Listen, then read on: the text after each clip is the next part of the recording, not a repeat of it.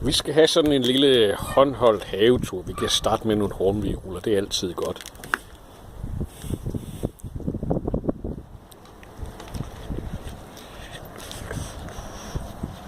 Så herhenne i havedammen. Vi tror nok, vi har haft besøg af en fiskehejre her i vinter. Det er ligesom om fiskene ikke rigtig kommer op med den. Så kan vi tage et panorama hen over vores påskeliljer. Så går vi op i haven.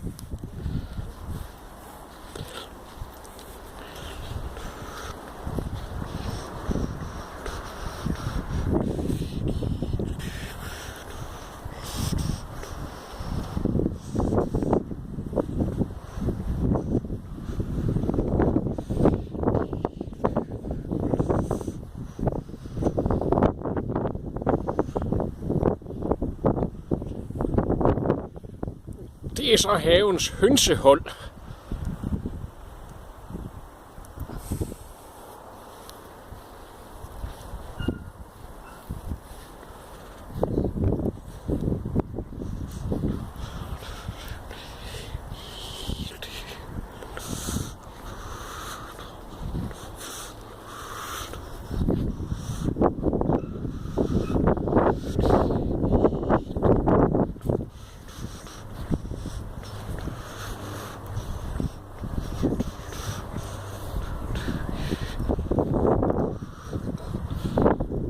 Læg mærke til de hvide stube i baggrunden. De gav bare så mange østers her i efteråret.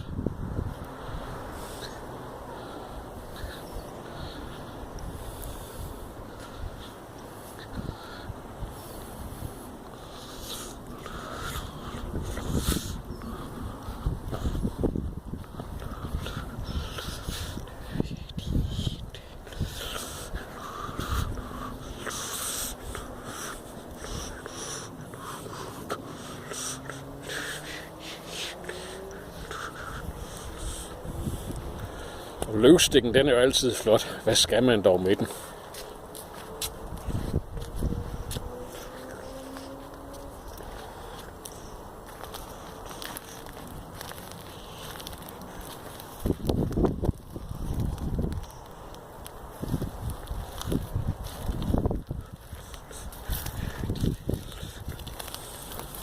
Det er godt at have et skur og gemme sit skrammel bagved. Det var hvad der blev tilbage af den kæmpe store mini-bigbælle, jeg komposterede sidste år. Det sank godt i det.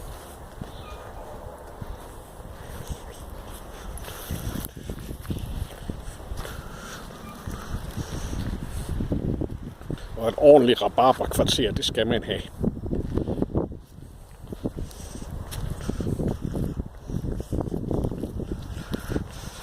Ja, kompostkværnen.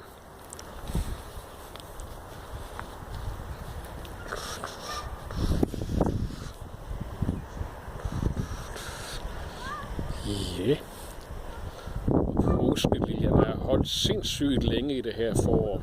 Mest fordi det har været så afskyeligt koldt. Så er det da godt for noget.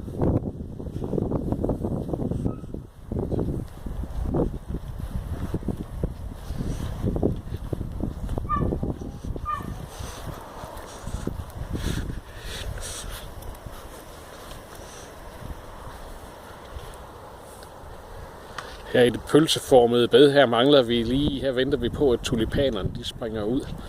Men ellers så er der så meget andet. Der er ikke mange blomster tilbage i snepryden mere.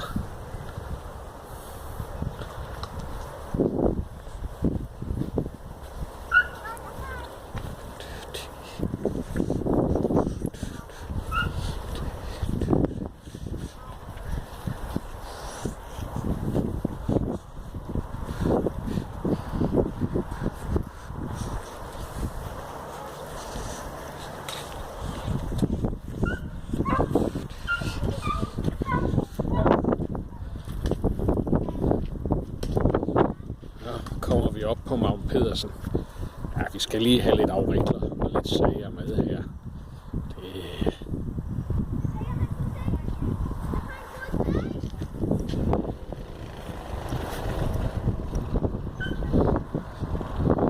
Så er det Magne Pedersen med udsigt over Tåstrup Plantage og alt det omgivende. Så jeg tror, at min genbo, han morer sig med sin kædesav. Et typisk forårstegn.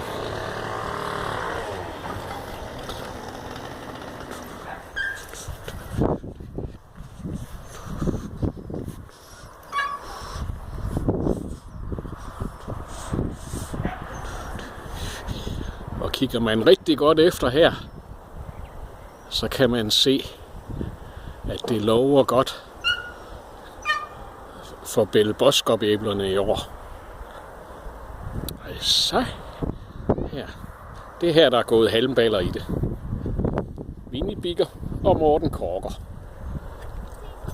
Og den er bare så klar, den her have, til at få sået.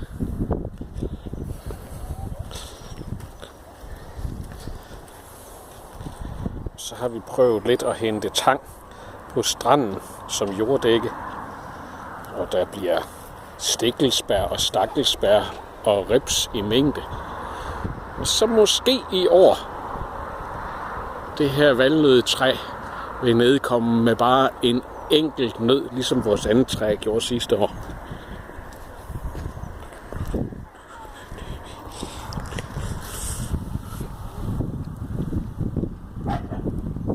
Nydelig er den jo.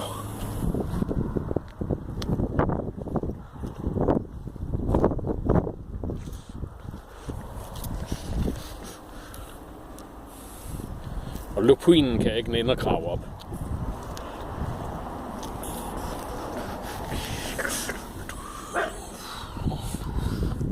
Og de selvsåede julekroner, de spirer som sindssyge.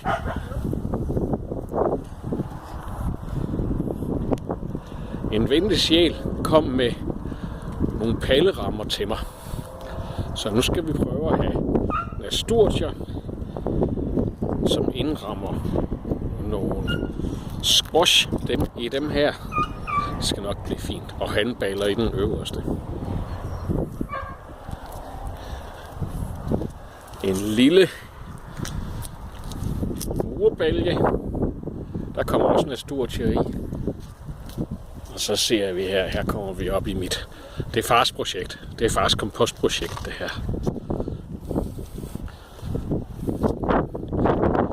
Den er væltet, jeg ved det godt. Og det er så det, jeg kalder den ekstensive kompostbunke, hvor alt græstørv og skidt og lort, det kommer i. Det bliver dækket med tæpper for at standse væksten i det grønne.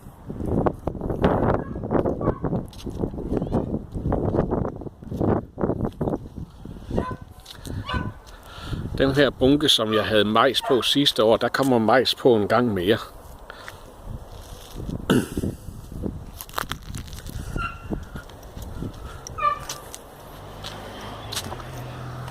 Og hele den her stribe jord ned til båden, den bliver fyldt med pyntemajs.